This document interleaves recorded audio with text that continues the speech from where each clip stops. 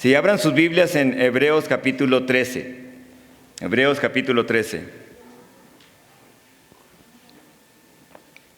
Es el último capítulo que vamos a ver en este domingo y en el próximo domingo. Y el capítulo 13 nos va a enseñar sobre el camino del amor y cómo ese amor de Cristo Jesús debe fluir a través de los hijos de Dios. Pablo no quiere solamente dejarlos con doctrina sin práctica. Para nosotros, ¿de qué sirve tener enseñanzas y conocer de la verdad si no llevamos esa verdad a la práctica de las necesidades que tiene nuestra comunidad, que tienen nuestros hermanos en Cristo? Que tiene aquellos que han sido aprisionados por el enemigo o de alguna otra forma. El capítulo 13, vamos a ver el camino del amor, de estar en Cristo. Y en este último capítulo de esta carta a los hebreos cristianos, les va a enseñar Pablo la marca del cristianismo. La marca de caminar con Dios, la señal de un judío o gentil, de un hombre, una mujer, de un niño o un anciano que debe tener cuando recibe a Jesucristo como su Señor y Salvador. El judaísmo, los religiosos, se habían vuelto hostiles, se habían vuelto intolerantes, con un aspecto de superioridad sobre los de las demás naciones, lenguas, etnias. Pero para los cristianos el conocer a Cristo no debería de ser así. Y por eso Pablo les va a hablar de la necesidad de manifestar ese amor que tienen ahora en Cristo Jesús, la empatía que deben de tener, la amabilidad que debe haber en sus corazones, para ofrecer ayuda a aquellos necesitados. Eso sería la muestra del interés de Dios que Dios les ha dado a ellos en Cristo Jesús. En nuestros tiempos hay tantos falsos hermanos que profesan ser superiores a los demás hermanos en Cristo.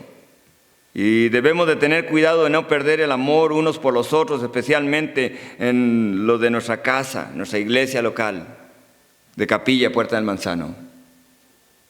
Y también de perder el amor hacia nuestra comunidad, hacia nuestra ciudad. De diferentes formas podemos hacerlo. Vean el versículo 1 al 3. Permanezca el amor fraternal. No os olvidéis de la hospitalidad, porque por ella algunos sin saberlo hospedaron ángeles. Acordaos de los presos, como si estuvieseis presos juntamente con ellos, y de los maltratados, como que también vosotros mismos estáis en el cuerpo.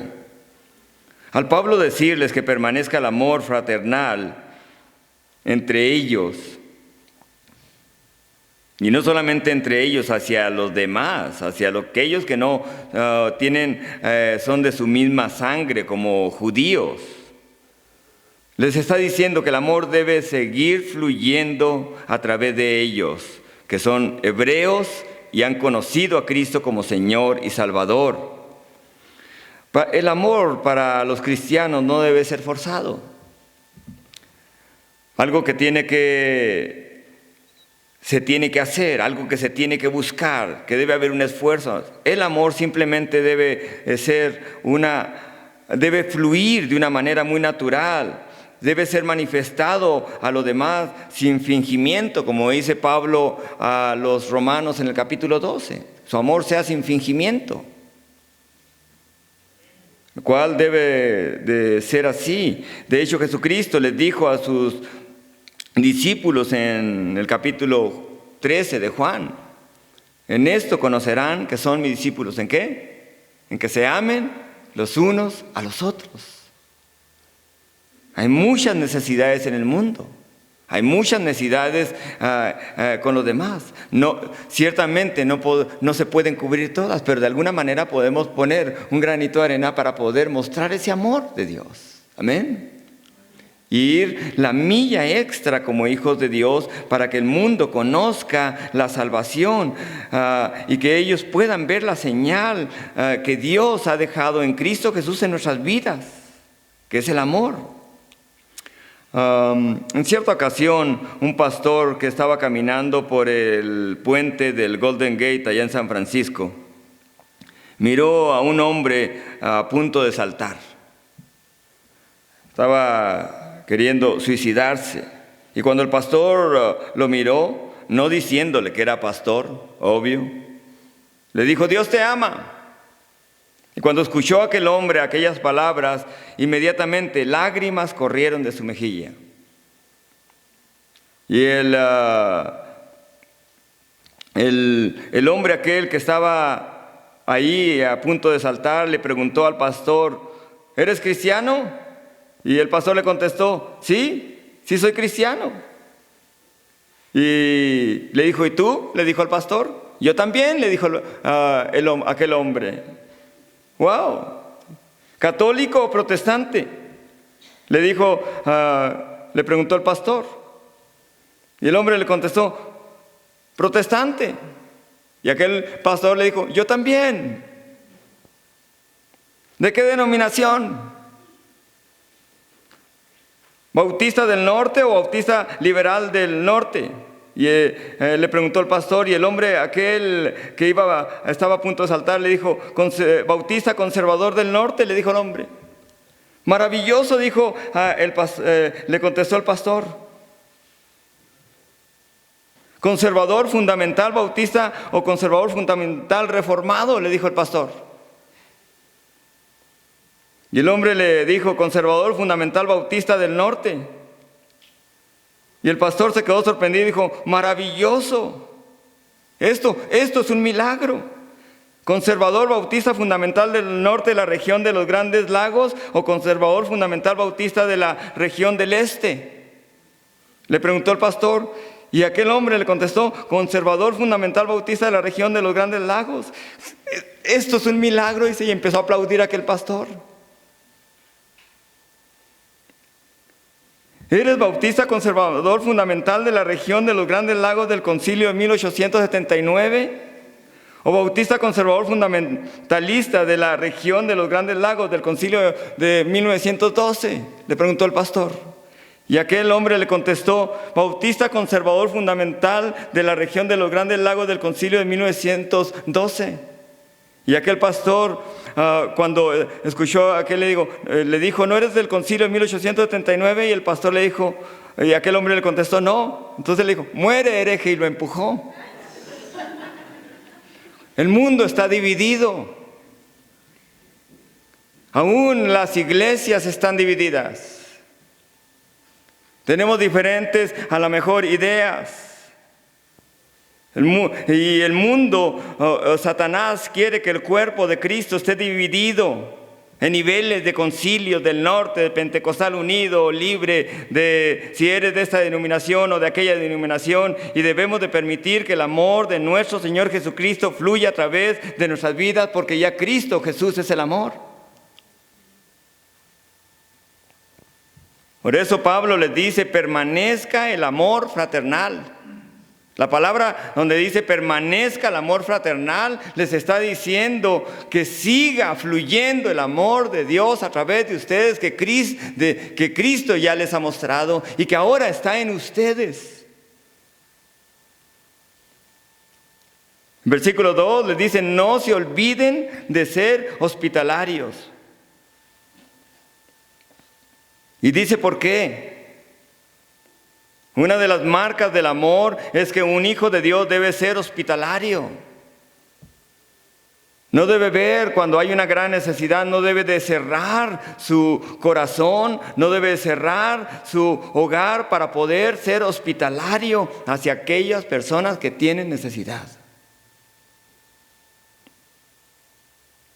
Por eso le dice: no se olviden de ser hospitalarios.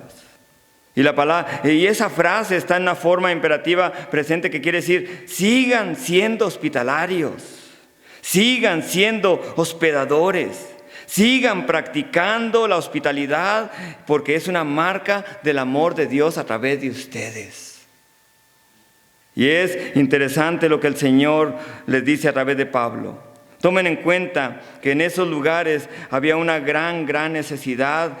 Muchos de esos hebreos cristianos eran los únicos aceptados por el Imperio Romano.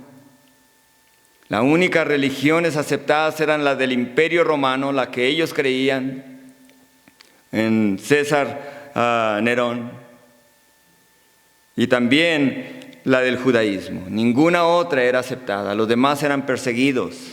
De hecho, César Nerón estaba acusando a los cristianos de haber incendiado Roma, y empezó una gran persecución. Así que muchos de esos cristianos gentiles o judíos estaban huyendo y necesitaban que alguien más pudiera mostrarles el amor que ellos profesaban. Creo que una de las marcas, de las señales que se van a perder en los últimos tiempos también, no solamente es tener fe en Dios, sino también el ser amorosos unos por los otros. Tener amor unos por los otros. Especialmente por aquellos que están perdidos. Algunos hombres hospedaron ángeles. ¿Recuerdan a Abraham? ¿Recuerdan a Lot?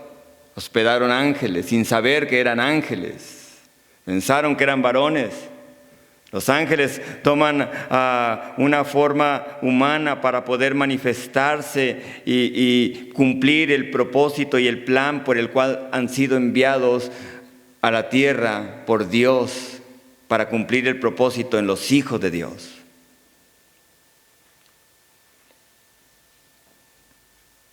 Así que la hospitalidad debería de ser el carácter en sus vidas y también debería de ser una de las cualidades de ese amor que ahora tenían en Cristo Jesús. Jesucristo les dijo a sus discípulos: cuando el Hijo del Hombre venga en su gloria y todos los santos ángeles con él, entonces se sentará en su trono de gloria y serán reunidas delante de él todas las naciones, y apartará los unos a los otros, como aparta el pastor a las ovejas de los cabritos, y pondrá a las ovejas a su derecha y a los cabritos a su izquierda. Entonces el Rey dirá a los de su derecha: venid benditos de mi Padre, heredad del reino preparado para vosotros desde la fundación del mundo.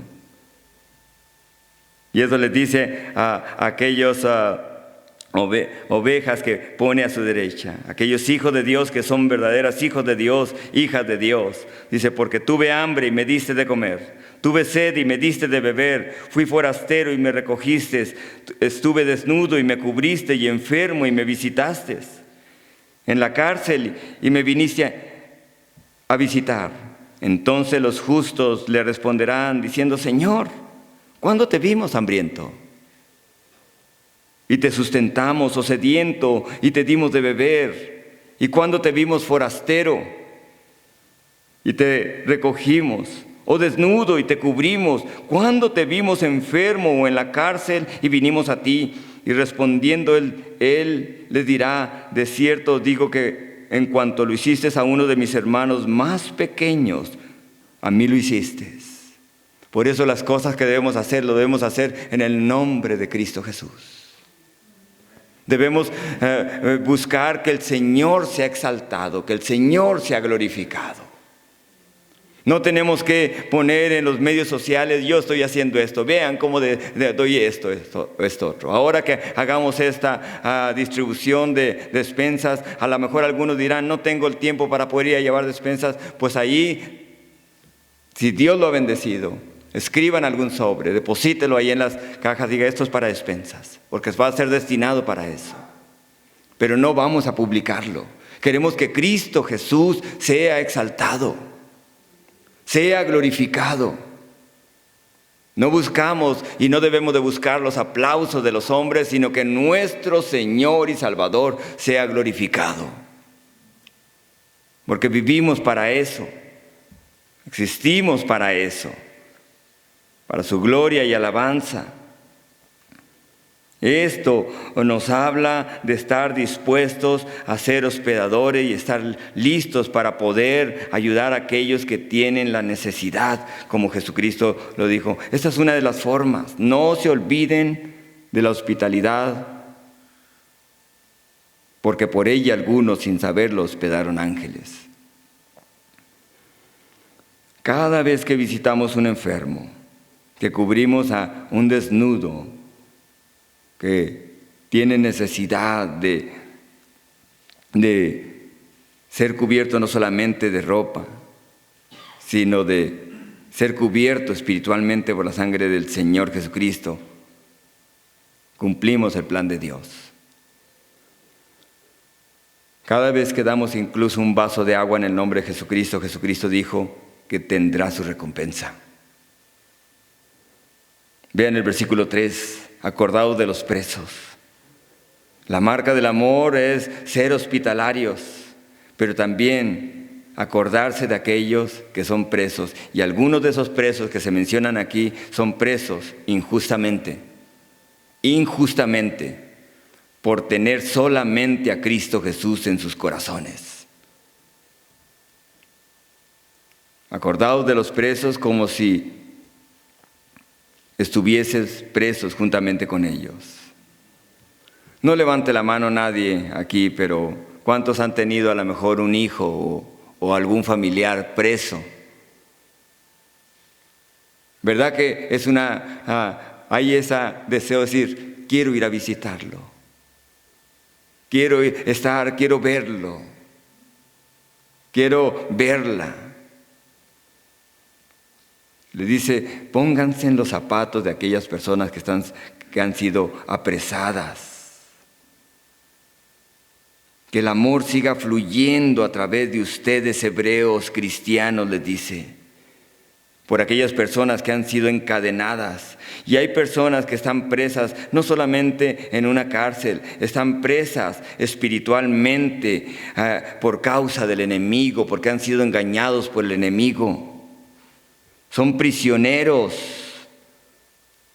y engañados por el enemigo, y Dios nos ha mandado a poder ir a libertar a aquellos que están cautivos.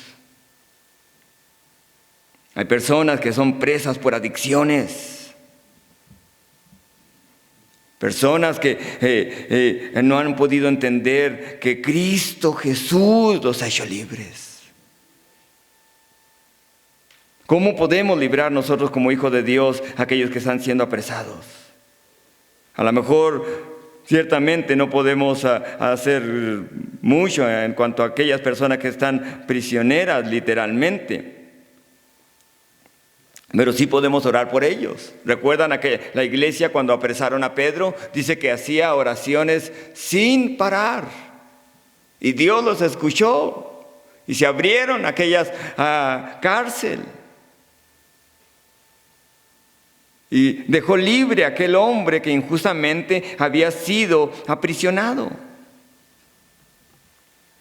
¿Cómo podemos nosotros liberar a aquellos que son presos de sus propios temores, tribulaciones, de sus propios pecados?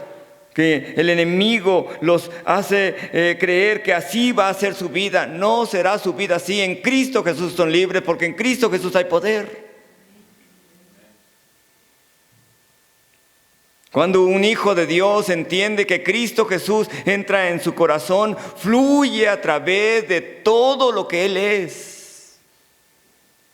Y la vida misma se manifiesta, que es Cristo Jesús, a través de ellos.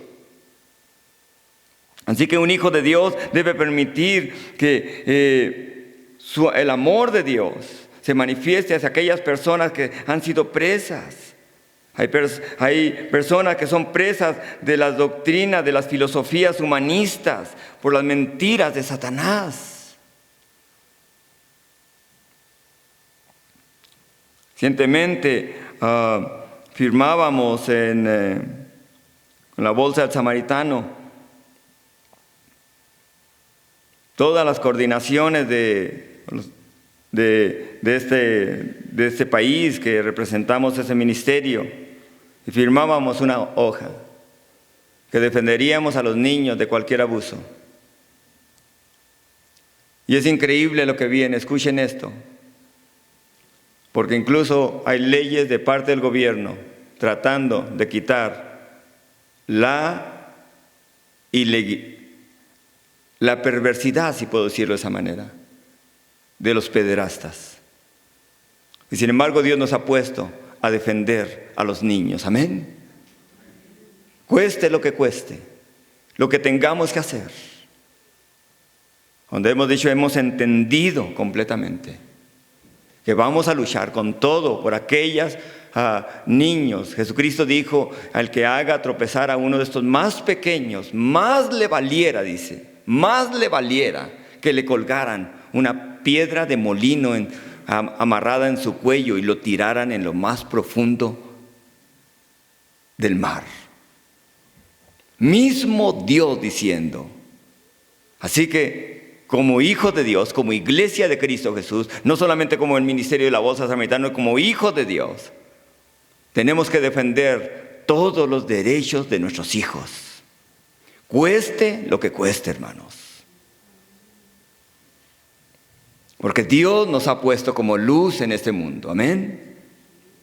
Así que cuando su niño venga con alguna enseñanza malvada de parte de algún profesor, tenga el valor para poder, escuchen esto, porque no todo, gloria a Dios por aquellos profesores y aquellas maestras, ¿verdad?, que verdaderamente luchan por ello.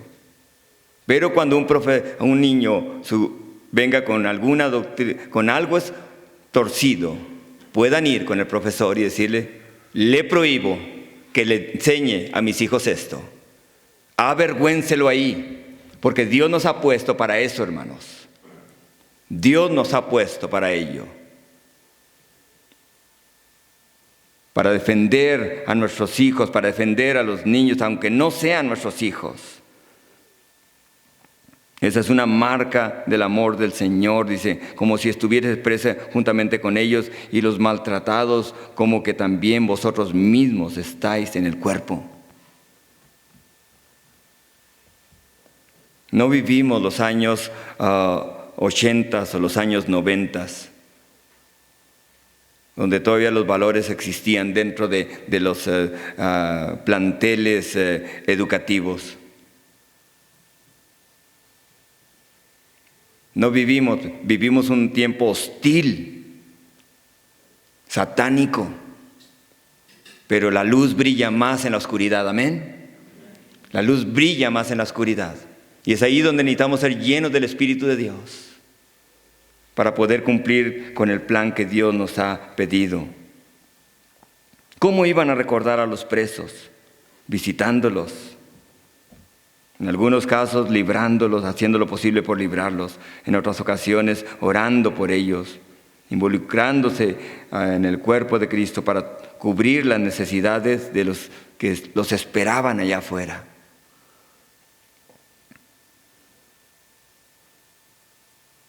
Jesucristo dijo en Lucas 4, 18 al 20, cuando iba a comenzar su ministerio allí en Nazaret, dijo esas palabras cuando abrió el rollo que decía de Isaías, que decía, por el Señor está sobre mí, el Espíritu del Señor está sobre mí, por cuanto me ha ungido para dar buenas nuevas a los pobres, me ha enviado a sanar a los quebrantados de corazón, a pregonar libertad a los cautivos y vista a los ciegos, a poner en libertad a los oprimidos, a predicar el año agradable del Señor. Ese es el propósito para nosotros como hijos de Dios, como iglesia comprada por la sangre de Cristo. Nos ha encomendado liberar a los presos espiritualmente de los temores, de las adicciones y llevarlos a Cristo Jesús, porque eso es agradable escuchar decir, eres libre. ¿Cómo se siente una persona cuando sale de una cárcel? Literal, se siente libre, por fin voy a poder comer lo que yo quiero comer. Por fin voy a poder abrazar a mi familia. Por fin voy a poder caminar por las calles. Por fin, y así de igual forma en lo espiritual, por fin va a poder comer la palabra de Dios. Caminar en la rectitud.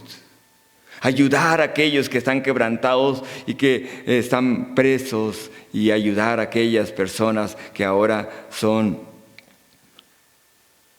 pueden ser libres igual que él o ella espiritualmente en Cristo Jesús. Vean el versículo 4. Versículo 4 dice: honroso sea en todos el matrimonio, el lecho sin mancilla, pero a los fornicarios y a los adúlteros los juzgará Dios. Sean vuestras costumbres sin avaricia, contentos con lo que tenéis ahora, porque Él dijo: no te desampararé ni te dejaré. De manera que podemos decir confiadamente: el Señor es mi ayudador, no temeré lo que pueda hacer el hombre. Gloria a Dios. Amén. Ahora Pablo les enseña no solamente la marca de ese amor en Cristo Jesús, que debe ser la hospitalidad, el acordarse de aquellas personas que padecen necesidad de diferentes formas, sino también una de las marcas del amor verdadero de Cristo Jesús en ellos es vivir en el matrimonio fielmente. El amor de Dios no solamente se debe hablar, se debe de vivir. Amén. Se debe de vivir. El verdadero amor se manifiesta más visiblemente en el matrimonio, en la pureza en un matrimonio, en el guardarse uno para el otro fielmente y en sí las relaciones íntimas maritales en un matrimonio son puras, son puras. Las relaciones íntimas en un matrimonio son puras. Así lo dice su palabra, dice: honroso sea en todo el matrimonio. Eso es algo honroso. En ese tiempo había algo que se estaba propagando ya entre la iglesia de Cristo, que personas que no se casaban tenían una superioridad sobre aquellas personas que estaban casados, igual que hoy en día. Hay cierta doctrina y ciertos grupos a nivel mundial, este grupo mundial a nivel mundial, que piensan que ellos, por mantenerse sin casarse, son superiores a aquellos que están casados. Falso. Eso no lo enseña la palabra del Señor. No lo enseña. Dios nos habla y nos muestra que una de las marcas del amor del Señor es el matrimonio, que se mantienen un joven, una joven fiel uno al otro, o un hombre y una mujer que ya tienen muchos años fiel uno al otro por toda su vida. Igual, porque representa la fidelidad que nosotros tenemos para con Cristo, que es fiel, aun cuando dice que nosotros no somos fieles, Él permanece fiel, no puede negarse a sí mismo. La pureza de un matrimonio va a ser cada vez más y más santa y más santo cuando pasan tiempo en Cristo Jesús, orando uno por el otro, orando uno con el otro. El cuerpo de la mujer no le pertenece a sí misma, le pertenece al esposo, dice la palabra. Igual, el del esposo le pertenece a la esposa. Vive para la esposa. Amén. Y Pablo les encarga y les quiere dejar claro que el matrimonio es algo honorable, puro, diseñado por Dios entre un hombre y una mujer. Vean lo torcido que está el gobierno. Vean lo torcido de los diputados federales aprobando el matrimonio, que debemos de prohibirles que les digan matrimonio, porque el matrimonio solamente es entre un hombre y una mujer. Están juntos y una persona puede estar juntos, pero no es matrimonio. ¿No lo ha diseñado Dios así? Y vean el peligro de la infidelidad. Ahí también dice, pero a los fornicarios y a los adúlteros los juzgará Dios. Esposa, no se niegue a su esposo en la necesidad que hay también de intimidad. No trate de vender eso en otras palabras. Es una necesidad para un hombre, las relaciones íntimas. Y solamente debe ocurrir dentro del matrimonio. Pero ¿saben qué? No solamente habla de la infidelidad física. Yo creo que hay infidelidad emocional y sentimental. Y ahí es donde comienza la infidelidad física, la fornicación, el adulterio. ¿Cuándo? Cuando una persona se siente más cómodo en hablar con alguien más que con su propia esposa o esposo. Cuando una persona siente más, pasa más tiempo, un hombre pasa más tiempo con una mujer que pudiera decir es mi amiga y por eso paso tiempo con ella. Y ni siquiera pasa tiempo con su esposa. Esa también es una infidelidad. Ahí comienza la infidelidad. Es una infidelidad sentimental y emocional. Es que platico muy a gusto con ella. Es increíble lo que ha pasado hoy en día en ese tiempo. Es increíble lo que hay personas que las redes sociales han hecho que muchas personas, muchos matrimonios se divorcien. ¿Por qué? Porque aquel hombre encontró a la amiga de la infancia y ahora platica muy a gusto con ella, más que con su esposa. O encontró al amigo de su infancia y platica mucho más a gusto con él que con su esposo.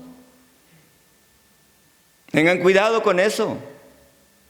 Y eso ocurre, no crean que ocurre en el mundo, ocurre dentro de la iglesia de Cristo Jesús. Y se quiere ver algo como normal, no es normal. Nunca será normal. Ese es el peligro de las redes sociales.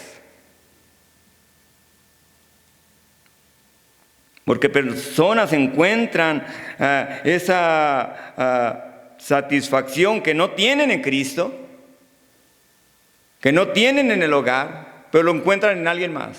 Y solamente comienzan platicando. Y después ya no hay plática, van a tomar café juntos. No pasa nada, es un nuevo mundo, es diferente. Claro que sí, amén. Su esposa debe saber dónde está su esposo y su esposo debe saber dónde está su esposa. Debe haber eso. El esposo no debe de esconder y poner claves en su celular para que la esposa no los vea. Yo creo que debe haber una honestidad completa en una pareja. Debe haber una honestidad completa en una pareja. Eso honra a Dios. Eso es un matrimonio honroso, honorable, como lo describe el versículo 4. Vean lo que sigue diciendo, pero a los fornicarios y a los adúlteros los juzgará Dios. Y a lo mejor dirá, ¿qué si alguien a lo mejor no conocía a Cristo? Y a lo mejor están viviendo en unión libre. Arregle ese problema. Comprométase, vaya ante las leyes civiles y cásese. Vaya ante las leyes civiles y cásese. Y a lo mejor dirá, y después quiero invitar a Dios y quiero invitar a hermanos en Cristo a que pueda Dios también bendecirnos en nuestro matrimonio. Si no lo ha hecho, hágalo. Eso va a traer gloria a Dios, amén. Gloria a Dios. Hay personas que dicen, ahora tenemos una mejor relación. No estamos casados, pero tenemos una mejor relación. Falso eso. Eso es un engaño del enemigo. Es un completo engaño del enemigo. Tenga cuidado con eso. El versículo sigue diciendo, vean el versículo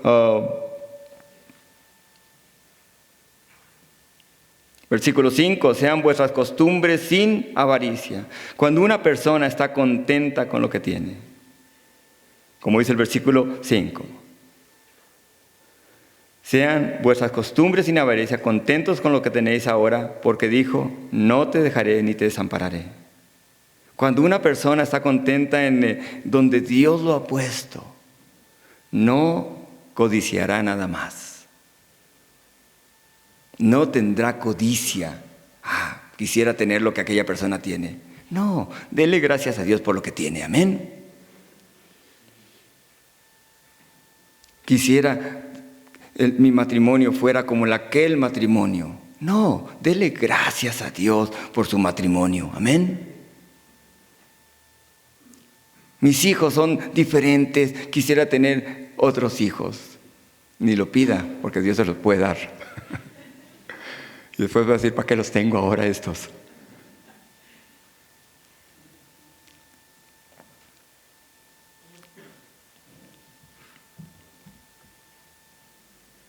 Es una promesa de Dios de que no nos desamparará, que no nos dejará. De manera que podemos decir confiadamente, el Señor es mi ayudador, no temeremos lo que el hombre pueda hacernos. Amén. No temeremos lo que el hombre pueda hacernos. Y ahora el versículo 7 al 9, donde le dice, acordaos de vuestros pastores que os hablaron la palabra de Dios. Considerad cuál haya sido el resultado de su conducta e imitar su fe. Jesucristo es el mismo ayer, hoy y por los siglos. No os dejéis llevar de doctrinas diversas y extrañas, porque buena cosa es afirmar el corazón con la gracia, no con viandas que nunca aprovechan a los que se han ocupado de ellas, no en la forma en que comen. Los judíos religiosos, empezaron a sentirse superiores a las demás etnias, a las demás nacionalidades, por lo que comían. Yo no como camarones, yo no como puerco, yo soy mejor que tú. Pablo les dice, dejen eso. Acuérdense de aquellos hombres que llegaron con el Evangelio de Cristo Jesús. Imiten su fe. Algunos de ellos ya habían muerto. Algunos de ellos, y entre ellos Pedro, ya no estaba entre ellos. Santiago ya no estaba entre ellos. Juan estaba entre ellos. Pablo estaba entre ellos ahora y les está escribiendo esa carta. Acuérdense de cómo llegaron ellos predicando a Cristo. La iglesia, escuchen esto, la iglesia no existe para los demás. Existe para Cristo. Y el resultado de los demás, es porque están en Cristo. Amén. O sea, no vivimos para que el mundo nos diga, qué bien estás. Vivimos para que Cristo sea exaltado y glorificado. Hemos visto ejemplos. La iglesia no existe tampoco o los pastores no existen para vivir de los demás. La iglesia no es un lugar recaudatorio. No debe ser así.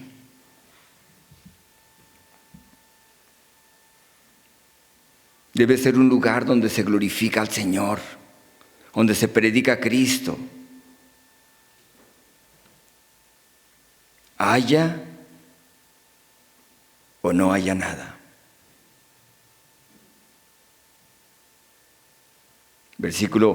Por eso Pablo le dice, acuérdense de aquellos hombres que les hablaron el Evangelio. ¿Les hablaron qué? Y vean lo que les hablaron. ¿La palabra de qué? De Dios. Cuando hablo con mis hijos, les digo, no debes hacer esto. No le digo por qué, pero no solamente le digo por qué. Le enseño en la Escritura, especialmente a través de historias del Antiguo Testamento, de hombres que hicieron aquello. Miren lo que dice la palabra. Porque es lo que reafirma su amor. Es la manera en que ellos van a ver el amor nuestro a través de la palabra. No es solamente decir no hagas esto, no hagas esto, no hagas esto, no hagas esto, no hagas esto. Esto es lo que dice la palabra.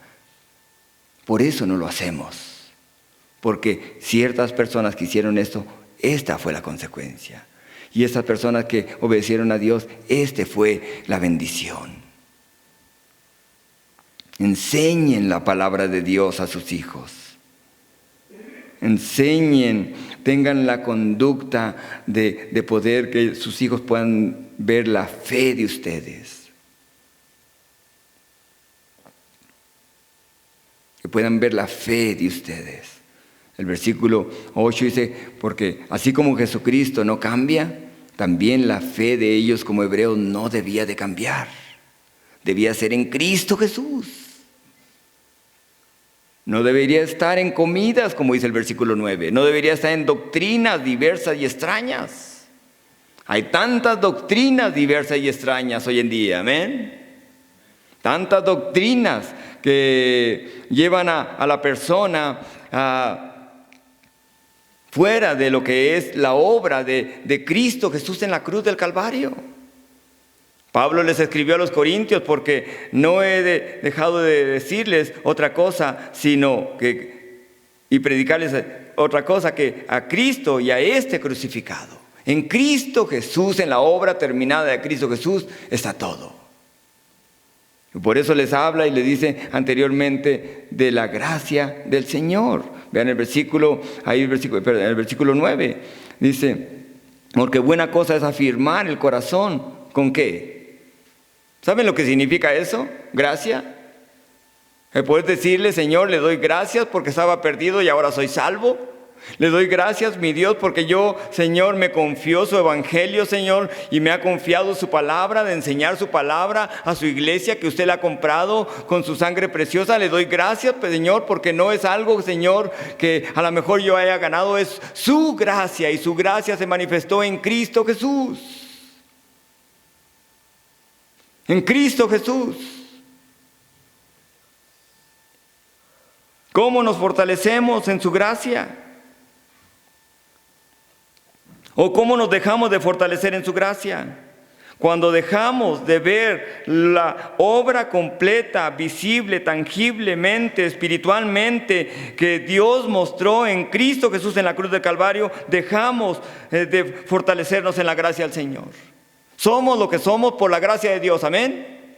Y esa gracia se manifestó en esa cruz del Calvario, donde Cristo Jesús dijo, consumado es. La obra está terminada.